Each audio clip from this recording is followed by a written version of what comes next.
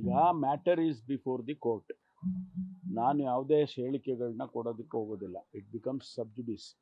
ಆದ್ದರಿಂದ ಯಾವ ವಿಚಾರಗಳನ್ನು ಕೂಡ ಅದರ ಬಗ್ಗೆ ಚರ್ಚೆ ಮಾಡೋದು ಸರಿ ಕಾಣಿಸಲ್ಲ.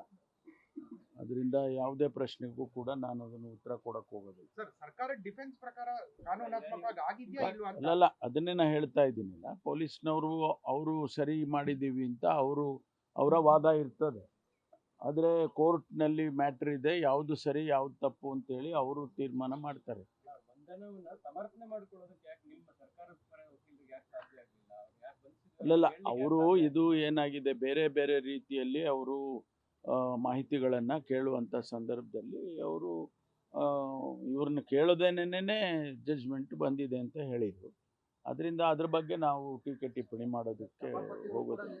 ಹೇಳಿದರು ಸಭಾಪತಿಯವರು ಯಾವುದೇ ರೀತಿಯಾದಂಥ ದಾಖಲೆಗಳಿಲ್ಲ ಕಡತದಲ್ಲಿ ಅಂತ ಹೇಳಿದ್ದಾರೆ. ಗೊತ್ತಿಲ್ಲ ಅವರು ಸಾಂವಿಧಾನಿಕ ಪ್ರಶ್ನೆ ಸದನದ ಒಳಗಡೆ ಆಗಿರುವಂತ ಬೆಳವಣಿಗೆನ ಹೊರಗೆ ಇಲ್ಲ ಅದರಲ್ಲಿ ಸರ್ಕಾರ ಕಾನೂನು ಸಲಹೆ ನೋಡಿ, ಅದ್ರ ಬಗ್ಗೆ ಎಲ್ಲರೂ ಎಡರುತ್ತಾ ಅಂತ ಅನಿಸ್ತಾ ಇದೆ. ಅದಕ್ಕೆ ನಾನು ಹೇಳಿದ್ದು, ನಾನು ಅದ್ರ ಬಗ್ಗೆ ಕಮೆಂಟ್ ಮಾಡೋದು ಸರಿ ಕಾಣಿಸಲ್ಲ ಅಂತ. ಯಾಕೆಂದರೆ ಕೆಲವರು ತಾವೇ ಈಗ ಮಾಧ್ಯಮದಲ್ಲಿ ವಿಶ್ಲೇಷಣೆ ಮಾಡಿದ್ದಾರೆ. ಕೆಲವರು ಅವರು ಅಡ್ಜರ್ಮೆಂಟ್ ಆದಮೇಲೆ ಸದನ ಅಡ್ಜರ್ನ್ ಆದಮೇಲೆ ಘಟನೆ ನಡೀತು. ಆದ್ದರಿಂದ ಸಭಾಪತಿಗಳಿಗೆ ಏನು ಹೇಳೋದಕ್ಕೆ ಆಗೋದಿಲ್ಲ ಅಂಥೇಳಿ ಕೆಲವರು ವಿಶ್ಲೇಷಣೆ ಮಾಡಿದ್ದಾರೆ. ಇನ್ನು ಕೆಲವರು ಇಲ್ಲ, ಇನ್ನು ಸದನ ನಡೀತಾ ಇತ್ತು ಅಂತ ಕೆಲವರು ವಿಶ್ಲೇಷಣೆ ಮಾಡಿದ್ದಾರೆ. ಅದನ್ನೆಲ್ಲ ಈಗ ನಾನು ಏನು ಮಾತಾಡಕ್ಕೆ ಹೋಗೋದಿಲ್ಲ. ಎಲ್ಲ ಆಗಲಿ ಸರ್, ಅವ್ರು ಅದನ್ನೇ ಹೇಳಬೇಕಲ್ಲ. ಅವರು ಬೇರೆ ಇನ್ನೇನು ಹೇಳೋಕ್ಕಾಗುತ್ತೆ? ಅವರು ಅದನ್ನೇ ಹೇಳ್ತಾರೆ. ನಿನ್ನೆ ಮಾಹಿತಿ ಇಲ್ಲ ಅಂತ ಹೇಳಿ ಈಗ ಒಟ್ಟಾರೆಯಾಗಿ ಅವ್ರನ್ನ 4 ಡಿಸ್ಟ್ರಿಕ್ಟ್ ನ ಸುತ್ತಾಡ್ತಿದ್ರಲ್ಲ, ಯಾಕೆ ಅಂತ? ಇಲ್ಲ, ಕೇಳ್ತಾ ಇದ್ದೀನಿ ಮಾಹಿತಿನ ಕೇಳ್ತಾ ಇದ್ದೀನಿ. ಮಾಹಿತಿ ಬಂದ ಮೇಲೆ ಹೇಳ್ತೀನಿ. ರವಿಯವ್ರ ಮೇಲೆ ಅಟ್ಯಾಕ್ ಮಾಡೋದಕ್ಕೆ ಮುಂದಾದಂತ ಪ್ರಕರಣಕ್ಕೆ ಸಂಬಂಧಪಟ್ಟಂತೆ ಯಾರು ಬಂದಿದ್ದಾರಾ? 24 ಜನ ಅವತ್ತೇ ಆ ಕ್ಷಣದಲ್ಲೇ ಅರೆಸ್ಟ್ ಮಾಡಿದ್ರಲ್ಲ. 24 ಜನರನ್ನ ಅರೆಸ್ಟ್ ಮಾಡಿ ಆನಂತರ ಅವರಿಗೆ ಬಿಟ್ಟಿದ್ದಾರೆ.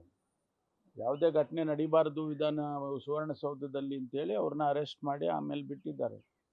ಇಲ್ಲಾಂದರೆ ಅಲ್ಲಿ ಇನ್ನೂ ಹೆಚ್ಚು ಗಲಾಟೆಗಳಾಗ್ತವ್ರು. ಒಂದು ವೇಳೆ ಅವರು ಪೊಲೀಸ್ನವ್ರು ಮಧ್ಯ ಪ್ರವೇಶ ಮಾಡದೆ ಹೋಗಿದ್ದಿದ್ರೆ ಅಲ್ಲೇ ಹೊಡೆದಾಟಗಳು ಅವೆಲ್ಲ ಆಗ್ತಾ ಇತ್ತು ಅಂತ. ಬಿಟ್ಟಿರೋದು ಯಾಕೆ ಅಂತ? ಯಾರಿಗೆ ಅರೆಸ್ಟ್ ಮಾಡಿ ಬಿಟ್ಟಿದ್ದಾರೆ. ದಾಳಿ ಮಾಡಿದಂತವ್ರನ್ನ ಬಿಡುಗಡೆ ಮಾಡಿದ್ ಎಷ್ಟು ಸರಿ ಅಂತ ಎಲ್ಲದಕ್ಕೂ ಪ್ರಶ್ನೆ ಇದ್ದೇ ಇರುತ್ತಲ್ಲ.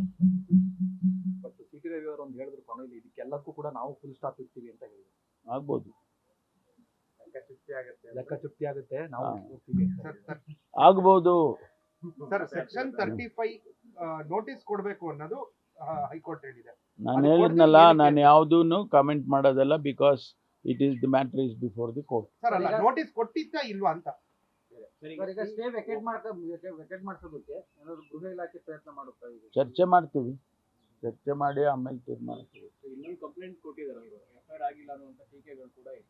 ಅದೇನು ಗಮನಿಸ್ತಿರ್ತಾರೆ, Hebbalkar and D K Shivakumar ಅವರ ಪ್ರೇರಣೆಯಿಂದಾಗಿ ನನ್ನ ಮೇಲೆ ಕೊಲೆ ಯತ್ನ ನಡೆದಿದೆ ಅನ್ನುವಂಥ ಎಫ್ಐಆರ್ ಆಗಿಲ್ಲ. ಅವ್ರ ಹೇಳಿಕೆಗಳು ಕೊಟ್ಟಿದ್ದಾರೆ, ನಾನು ಕೂಡ ಗಮನಿಸಿದ್ದೇನೆ.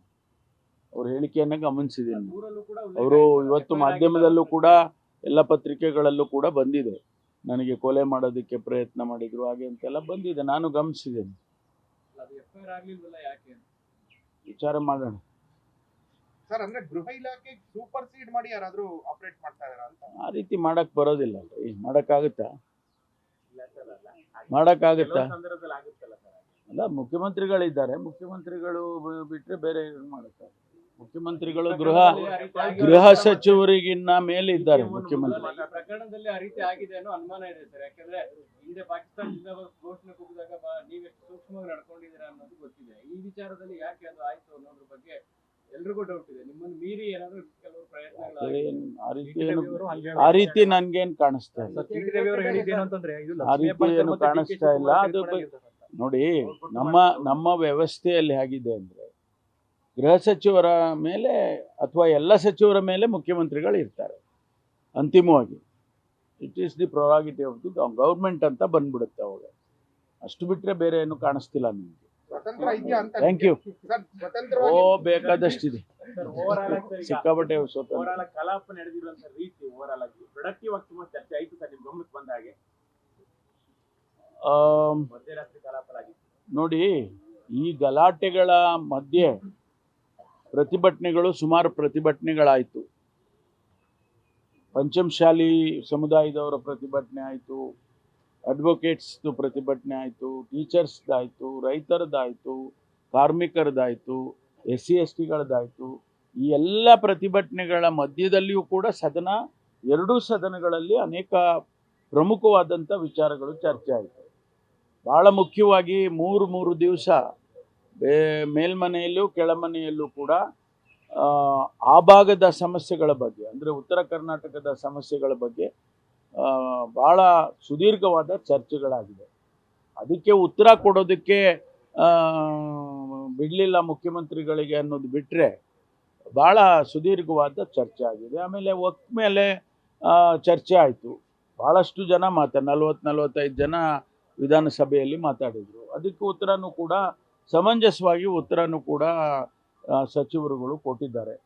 ಹಾಗಾಗಿ ಎಲ್ಲವೂ ವೇಸ್ಟ್ ಆಯಿತು ಅಂತ ಹೇಳೋದಕ್ಕಾಗೋದಿಲ್ಲ. ಒಂದಿಷ್ಟು ಹೌದು ನಿಜ, ಒಂದಿಷ್ಟು ವೇಸ್ಟ್ ಆಗಿರ್ಬೋದು ಈ ಗಲಾಟೆಗಳ ಮಧ್ಯದಲ್ಲಿ, ಅದರಲ್ಲೆಲ್ಲ.